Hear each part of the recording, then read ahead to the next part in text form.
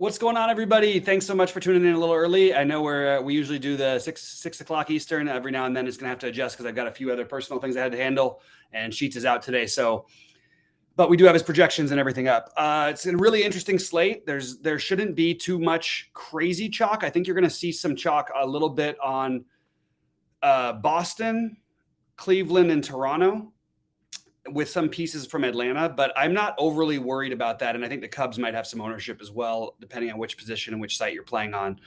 But I do have Toronto as my favorite, but these guys are all pretty close. Toronto, Cleveland, Minnesota, Chicago are all very close for me. And I also really like Seattle. Those are the main stacks for me. I'm going to be mixing in pieces or mini stacks from Atlanta, Boston, Texas, San Francisco, St. Louis, the Giants, and the Dodgers. But those are all all those secondary ones are mini stacks. So the priorities for me are Toronto, Cleveland, Minnesota, Seattle, and Chicago. Everyone else is sort of in the mini stack, and that's my sort of 5-stack thing. I'm playing, a good amount of lineups tonight, so that's what I'm basically doing. Pitching wise, I am spreading out a little bit. I will be. I'm high on Robbie Reyes as everyone else. If it doesn't work out, we know there's always a chance for that. It just seems like there's so much upside. And if there was a matchup, you would say that wasn't very risky, this would be it. Outside of a couple of really bad games against Houston, Robbie Ray has been awesome. And these Angels are terrible. So it's hard not to prioritize Robbie Ray. I will be overweight probably on Verlander and Cease. I think they're going to get a little bit lower owned, and it's a good matchup for Verlander, even though historically Abreu has absolutely owned this guy. So I do have Abreu as a one-off a little bit, and they've had a pretty good, I think it's almost 50 at-bats, 6 home runs, 17 hits, something like that off of 50 at-bats off of Verlander. I don't mind taking a one-off with Abreu, but in general, Verlander has just been really, really good. Even when he struggles, he still ends up being good enough, and the quality starts to keep coming. And I think that it's a good spot to maybe use him a little bit on FanDuel where he's going to be lower owned.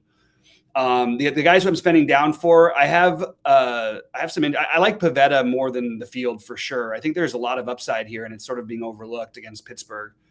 And I think Justin Steele and Zach Plesac are the other two that I'm going to be using. And I'll do the double spend ups and the double spend downs quite a bit today. I have a little bit of Cortez, but I'm a little higher on Manoah than Cortez. But those guys are more long shots. The core ones for me are Ray, Plesac, Steele, and Verlander with some Cease. So that's sort of the way I'm going. Let's see. The other, just by positions, highest owned catchers for me they're mostly in stacks, but I do love Contreras if you can afford him. He's really expensive. Kirk and Jonah Heim, I think are, again, fit into my Texas and my Jays stacks. And I think they're fine even separately from that. Kirk Casale, I guess you could use him in your Seattle stacks, assuming that he does play. I'm still waiting for that lineup. First base, Vlad Guerrero is my highest owned player there. I have a lot of wisdom, but you can use him at third as well. He's expensive on DraftKings, not expensive on FanDuel. Should keep the ownership down a little bit on DraftKings. So that's where I'm at with that one. You have Madrigal, who's 2,500 and leading off. Just want to say, I don't think you should be playing this guy as a one-off very much. I might have one lineup out of a bunch that have him there, but he doesn't have any power upside really. And sure, you can steal on Corbin a little bit, but it is always a lot to ask for a guy who's not a great stolen base guy against a guy who's a lefty. But Corbin is not good at holding runners on either. He's the value option, but other than that, Arias, Jimenez, Oro, and Miller, if you like the Cleveland stack. I have Matt Chapman's probably the highest owned third baseman for me, with Jose Ramirez coming in second. I also have a lot of wisdom over there, and Eugenio Suarez. At shortstop, Med Rosario in Cleveland, Bichette in your Blue Jays. He's batting down to 7th in the order. They're sort of mixing around their lineup quite a bit these days because they're not quite getting the production, and they're getting a lot of runners on. They're just not getting the production they need when they need it. I like CJ Abrams as a spend down. I think you can use him in a little mini Washington stack. I don't have a ton of Washington stacks, but like Abrams and Nelson Cruz, a 2-man, like things like that, I think makes sense against Steele in the lineups. You're not playing Steele, of course. Kepler, love his price, love the play on DraftKings, especially Suzuki. Franmil Reyes is going to be the chalkier one because he's only 2,900. Love him. Love Haniger and Julio Rodriguez. Really like Seattle tonight again as one of these teams that I'm going to be filtering in. And then you get the Quan. Oscar Gonzalez stands out price-wise. Victor Robles is cheap. Lane Thomas is cheap. And you can sort of pair some of these guys together because they're on the same teams. Charlie Culberson's in a couple of my full 5-man Texas stacks. And then I threw out one San Francisco and one Dodgers stack, and I don't feel great about either of them, but I'm always willing to take the chance. I think the San Francisco is the one that gets the most overlooked, and maybe I should be playing more hitters from San Francisco more than I want to actually stack them. But getting a nice little 3-4 man feels okay for me against Kelly on this slate. Don't know if you need to get that different, though. All right, let's see what else we got. Kevin Wise in the chat. What's up, my man? Yeah, I don't know what happened in the Angels 9th last night, so I'm totally. It doesn't matter anything to me. I don't think that that means anything to me. If this was a tiny slate, I would say you could argue for the Angels stack because Robbie Ray is volatile, but on this slate, it just feels really wrong to include any Angels today. Pop in some questions, pop in some thoughts on one-offs. That's sort of my little rundown of what I'm doing. Some other favorite one-off. I mentioned Haniger, Acuna, Judge. Adolis Garcia, Max Kepler in the outfield. One-offs. I like Edwin Rivera as a value spend down at third base. The guy's got some pop, and that's good enough for me at 2,500. But I like Eugenio Suarez quite a bit. And Devers is obviously a great play along with the Ramirez Chapman that I already mentioned. Shortstop. Did I say shortstop already? No, I don't think I did. The top one for me, I mean, they're going to be. It's going to be spread out for me. Bichette, Seager, Rosario. As I mentioned, you can use the spend down a little bit in the shortstop for CJ Abrams for Washington. If you're not playing Steele, and Correa a little bit in the stacks. Third base, I mentioned Rivera. I already mentioned third base.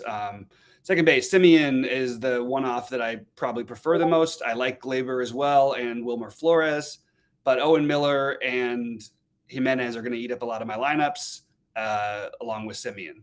First base, I mentioned Guerrero. You know, I don't know. I'm sort of going double repeating myself here, but I just wanted to see if there's any other one-offs that I'm using. Santana a little bit, Ty France a little bit as a one-off, and then this catcher for who has a little bit of pop for Oakland tonight, who's batting 6th, is only 2K, so I'm using a little bit of him as a value save option.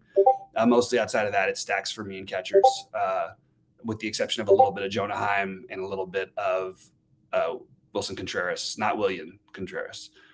All right, pop in any thoughts, questions. 3-3-2 Toronto Braves and Cubs, and it's funny because usually I'm not as big of a on the 13 gamers the mini stacks, but I think this is a slate you could do it with nobody projected to really go off. Now, one team or multiple teams probably will go off, but I think that you can really feel good about getting a 3-3-2 stack and if of the guys you like and doing it today. It's not necessarily going to look like it's optimal in general, but this is the kind of slate where it may be.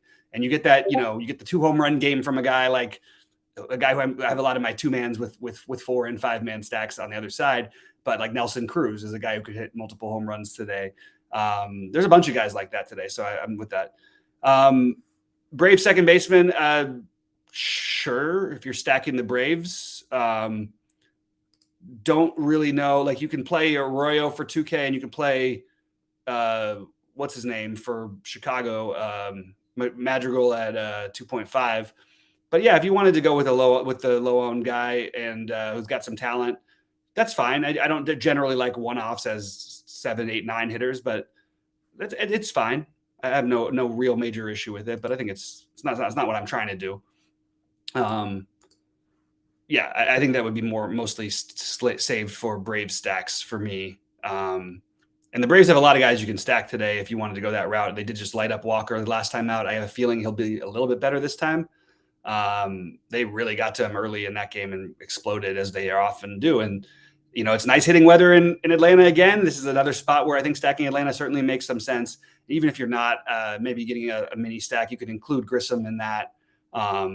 Acuna, Grissom, and maybe d'Arnaud, then you're getting like a value Atlanta stack, a value Atlanta mini, which is actually kind of interesting.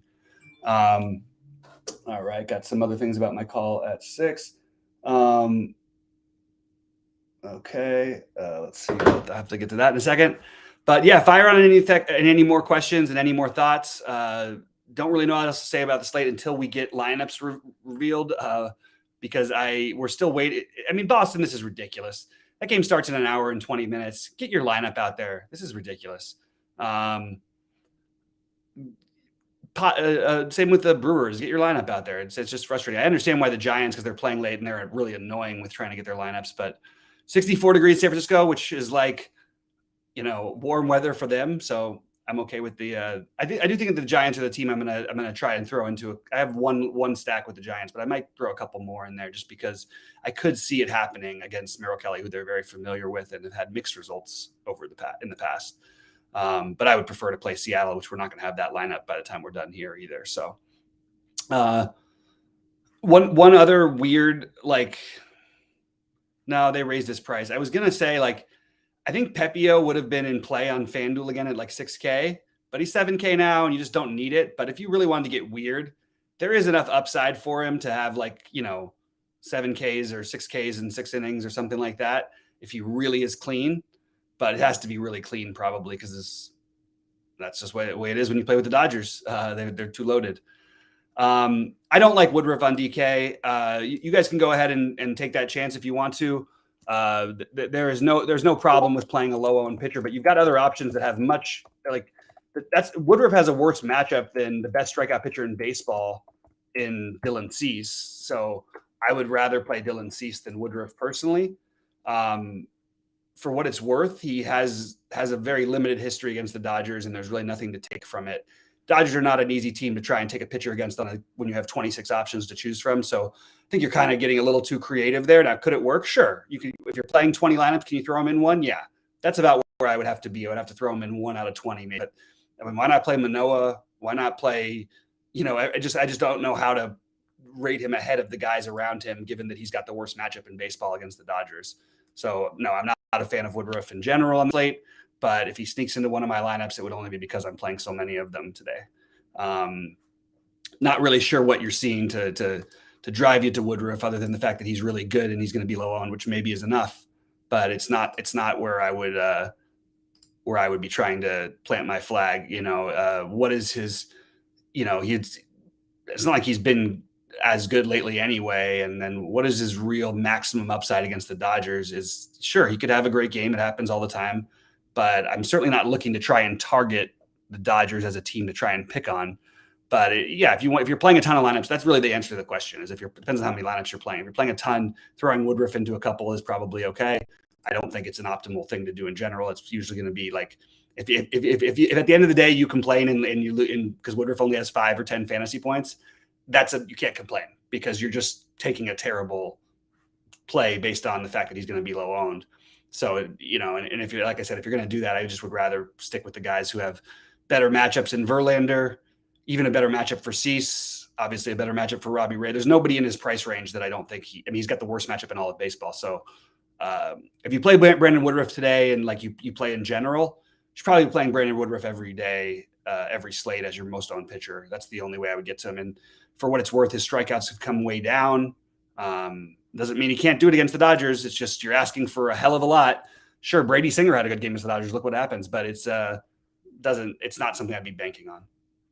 All right. Any other questions or thoughts before I jump on out of here? Finish my build. I will be in Discord again after about 6:45 Eastern time. One other pitcher I didn't mention that I do have some of is Charlie Morton, so I want to throw that out there. Tough matchup for him as well, but cheaper than Woodruff, and is actually as much as a tough matchup. It's not like the same matchup as facing the Dodgers, who are just at every position you're going to get guys working counts, and maybe Woodruff can even get the strikeouts, but it's going to be harder for him to work deep into the game as much as he usually does, unless he's really getting BABIP on his side. Yeah, that's just my take. And I do like Charlie Morton a little bit for what it's worth. It feels weird to pick on the Mets in general, but I think Morton has enough good stuff to where I would actually consider that. I even threw Sonny Gray into a lineup. I really did spread out my pitching a little bit more than I thought I was going to initially when the day started. I have one Quintana lineup. I have one Jeffrey Springs lineup. I still believe in this kid's talent, and the Yankees have certainly not been anything to be scared of lately. So there's another type of weird one, like a one-off Jeffrey Springs.